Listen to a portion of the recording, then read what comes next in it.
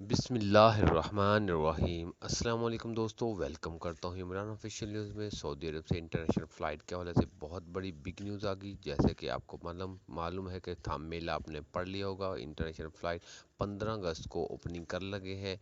तो मेरा भी 15 अगस्त से ओपनिंग हो रही है। सऊदी गागा की तरफ से ये कन्फर्म कर दिया गया कि 15 अगस्त को हकामा होल्डर या नए वीज़े वाले के लिए फ़्लाइट ओपनिंग की जाए।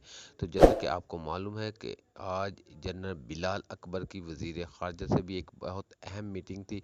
उसमें भी बहुत अहम बातें हुई। उसके मतलब उसमें भी यही जनरल बिलाल अकबर की तरफ से भी एक ट्वीट में कहा जा रहा है कि 15 अगस्त को इंशाल्लाह फ़्लाइटें ओपनिंग हो जाएंगी।